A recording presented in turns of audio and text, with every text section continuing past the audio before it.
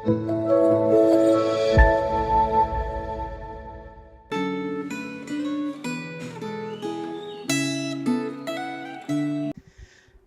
Bapak Ibu yang terkasih di dalam Tuhan Yesus Kristus. Saya amat bersyukur bahwa hari ini, tanggal 13 Juni tahun 2022, setiap kita yang menyaksikan tayangan dari channel YouTube Refleksi Gema ini masih diberikan kesempatan untuk bisa menikmati akan kebenaran firman Tuhan itu diberitakan bagi setiap kita. Pada hari ini, kita akan kembali bersama-sama membaca, merenungkan, dan merefleksikan bagian firman Tuhan dalam Alkitab sesuai dengan rancangan yang telah ditetapkan oleh tim penyusun Gema dari Sinode Gereja Kristus Yesus. Tetapi sebelum itu, marilah kita terlebih dahulu berdoa bersama-sama. Tuhan Allah Bapa yang bertahta di dalam kerajaan surga yang mulia, kami sungguh bersyukur atas pemeliharaan Tuhan dan kasih setia Tuhan di dalam kehidupan kami. Dan saat ini Tuhan, sebelum kami akan memulai segala aktivitas di dalam kehidupan kami akan membaca, merenungkan, dan merefleksikan bagian firman Tuhan di dalam Alkitab.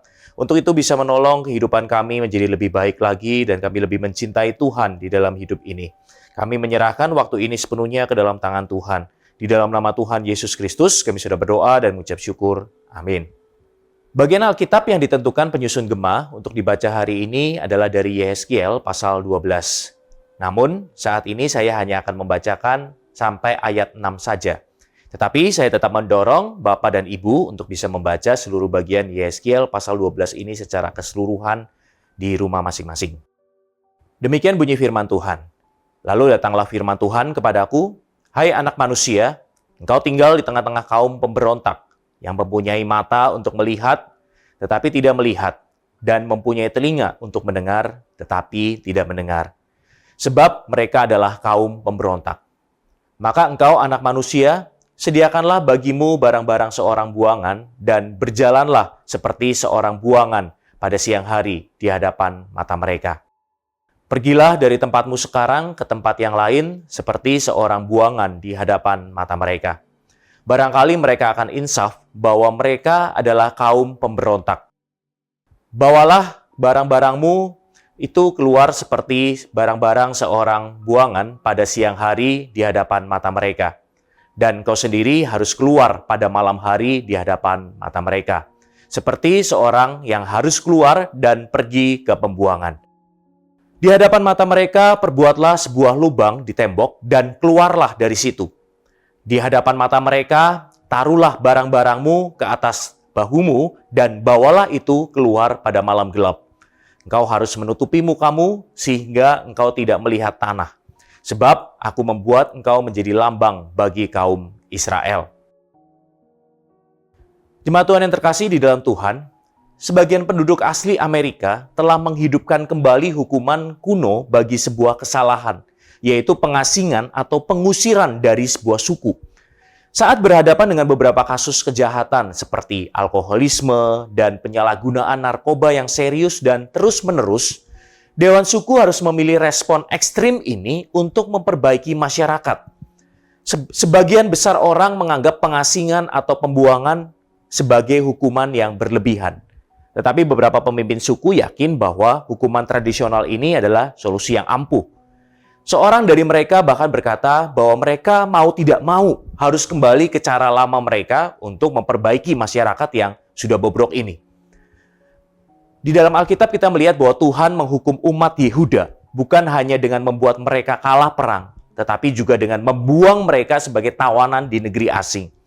Para pemimpin jahat di pasal 11 merasa aman karena mereka tidak masuk di dalam kelompok pertama yang diasingkan. Nah, tetapi keadilan Allah memastikan bahwa mereka akan menyusul. Para pemimpin itu menipu diri mereka sendiri. Orang-orang buangan yang mendengar nubuat Nabi Yehezkiel percaya bahwa kehancuran Yerusalem dan penghukuman Allah masih jauh di masa depan. Di dalam pasal 12 ayat 27 bisa dibaca hal ini. Umat Yehuda tidak setia terhadap perjanjian dengan Allah. Meskipun peringatan telah disampaikan dan sebagian hukum telah dilaksanakan, orang-orang ini tidak mengindahkan pesan kenabian dan mereka tidak mau bertobat. Penyembahan berhala tetap merajalela. Oleh karena itulah Tuhan memerintahkan Nabi Yehezkiel untuk melakukan dua tindakan simbolis. Yang pertama adalah dia harus mengemasi barang-barangnya seolah-olah ia hendak melakukan perjalanan mendadak. Kemudian ia menggali dinding rumahnya, seolah-olah sedang mencoba melarikan diri. Tindakan simbolis ini adalah nubuat khusus tentang apa yang akan terjadi pada Raja Zedekia. Lalu tindakan simbolis yang kedua adalah Yehezkiel harus makan dan minum sambil menunjukkan kecemasan dan ketakutan, seolah-olah bencana sudah dekat dan memang benar akan demikian terjadi. Jemaat Tuhan yang terkasih, Tuhan berjanji untuk menghentikan sindiran populer yang menyebutkan bahwa satu penglihatan pun tak akan jadi dengan mengucapkan firman yang sebaliknya, yaitu bahwa tiap penglihatan pasti akan terjadi. Dosa layak diganjar dengan hukuman. Ibadah adalah hal yang serius. Tuhan tidak mau dipermainkan. Melalui penghukuman ini, orang-orang Israel akan belajar bahwa Dialah satu-satunya Allah. Lalu pertanyaannya bagi kita adalah bagaimana kualitas ibadah Anda? Apakah Anda mempercayai Tuhan? Jika ya, pastilah hidup Anda akan sungguh-sungguh di dalam beribadah. Dan jemaat Tuhan tidak akan pernah menduakan Tuhan di dalam kehidupan ini untuk hal apapun.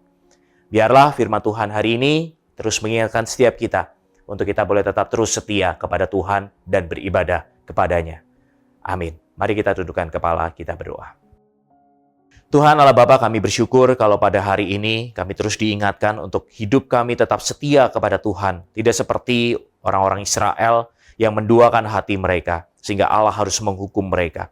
Biarlah firman Tuhan ini boleh terus mengingatkan kami, untuk kami setia kepada Tuhan, bukan karena kami takut dihukum, tetapi karena kami mau sungguh-sungguh mencintai Tuhan di dalam kehidupan kami, melalui kehidupan ibadah kami yang tetap terus setia kepada Tuhan.